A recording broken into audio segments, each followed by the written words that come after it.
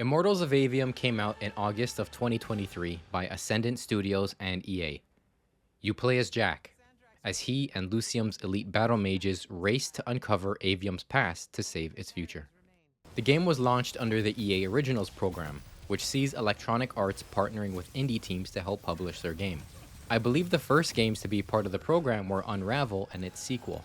It Takes Two and Wild Hearts are also some of the games that you may know that were published by EA under the same program. Immortals of Aveum didn't hit sales targets, which resulted in layoffs at Ascendant.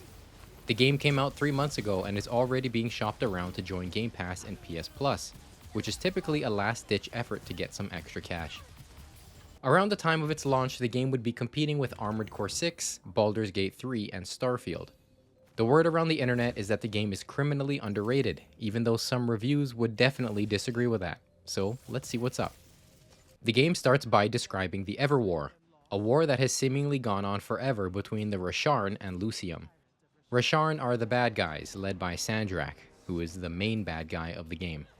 You play as Jack, who lives with Luna and some other kids in a city called Saren, which is under a bridge, fittingly called Underbridge.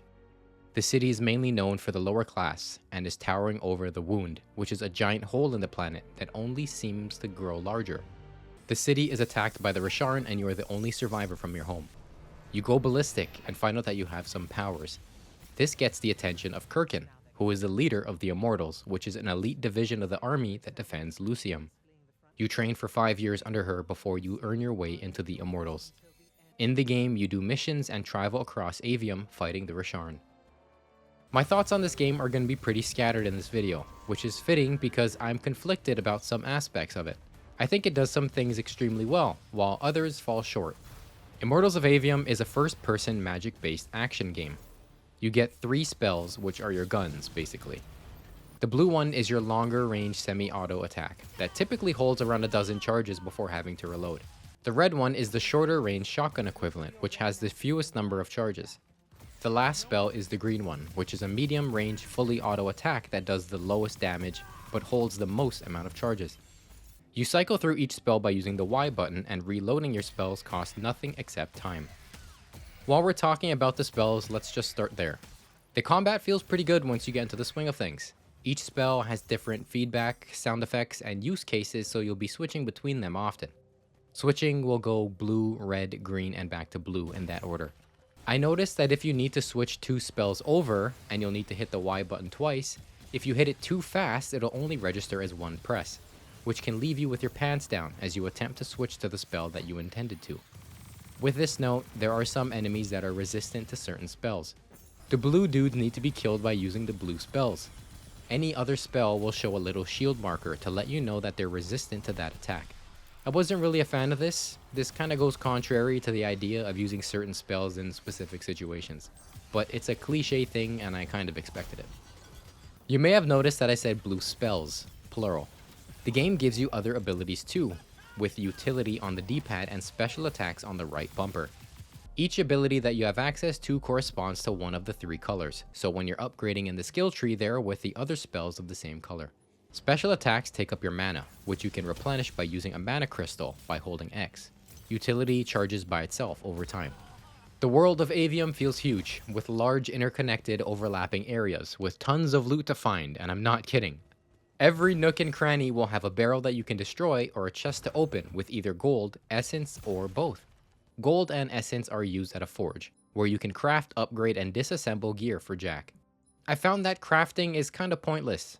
The gear system is a lot like Borderlands in the way that you'll always find gear as you play.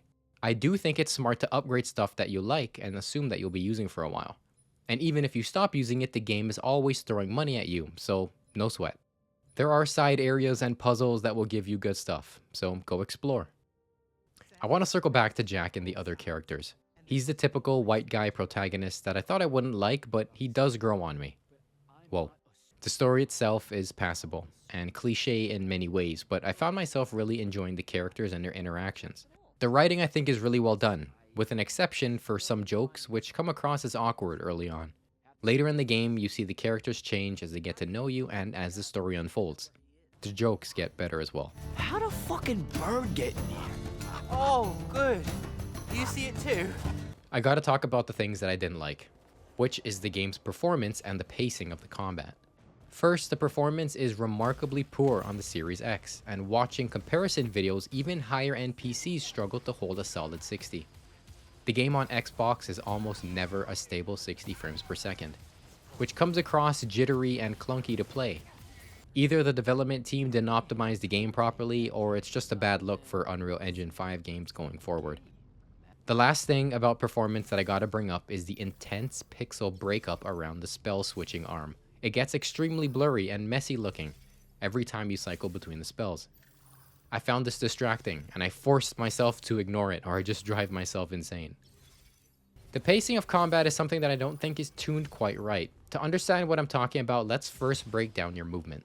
The way Jack moves is kind of like a Call of Duty game, but slower. A walk and a sprint. Sprinting is kind of pointless because it doesn't speed you up by much. Jack also has a double jump and a dash ability with one charge and an insanely slow cooldown before any upgrades. And later on, he gets a hover ability.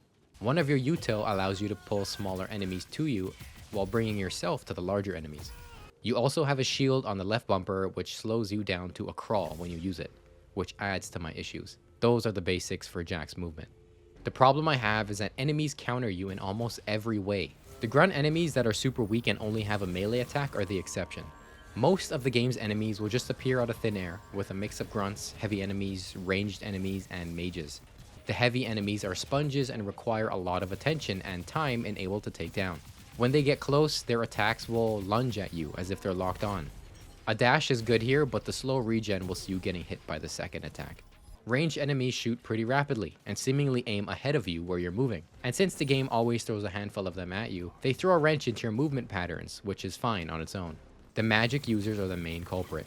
They are also sponges, but also have insanely high mobility and heavy hitting area of effect attacks. It's hard to get a lock on them because they throw out an attack and then teleport somewhere else just to do it all over again. But my problem with the pacing of combat is that Jack is just too slow to handle all of these variables at once, especially in the late game. The layers of enemy variety scream for a game with Doom levels of movement, but Jack is just too sluggish in the ways he traverses the battlefield. Using your shield is necessary to absorb damage when your dash is on cooldown, but it slows you down so drastically that you'll get hit from somewhere else or by the AoE attacks. You see what I mean? It always made me feel underpowered. Upgrading your dash and increasing your damage helps with this, but not by much. Okay, back to the positive. I did really like the music though. Most of the out of combat music is a low pass hip hop beat that I feel like does a good job matching with the tone of the world and the attitude that Jack carries with him.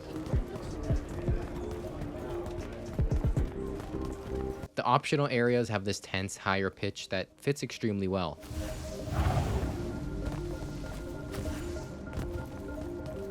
I realize that I have a weird thing with music, in the way that I only really notice it if it's done extremely well and when it's really bad. So if I don't take note of it or mention it in other games, it's because it did a good job blending in with its environment. I did notice it here, and I loved it. Another nice touch is the ley lines. These are the blue tunnels of energy that span across the world. They're mainly blue and can be red and green later on, but they add a nice dash of color to the environments. You do use them later, kind of like a zip line, but I wish they served more of a purpose gameplay-wise. Something like the sky rails from BioShock Infinite could be interesting to experiment with. While we're talking about the world and environment, I gotta mention the sense of scale. Especially later in the game, Ascendant wasn't afraid to make incredibly large areas, statues, and other stuff that just towers over you.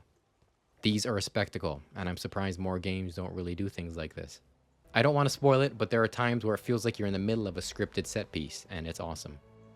There is a lot to like in Immortals of Aveum, and I can't help but see the potential. A lot of it is really good, with some weaker aspects that may stand out more from time to time. I would definitely love to see the studio take another crack at it, even though I know most of the staff was laid off due to poor sales. Unique games like this deserve to be played and put in the spotlight, even if only for the reason to show these larger teams that we want new things and not just remakes, remasters, and sequels. Immortals of Aveum gives you new ways to play but packages it in a familiar skin to reach a wider audience. The world is large and the combat is snappy, while also giving you plenty to do as you explore the expansive world of Aveum. Please remember to leave the video a like if you enjoyed it, and subscribe if you loved it. Why not leave a comment too for the algorithm? I have a Patreon where I upload the unedited script readings if that interests you. Link in the description. You can find me on Twitter or X at SilverJS and on Instagram at JSSilver. Threes for the E's. Thank you so much for watching. Stay safe.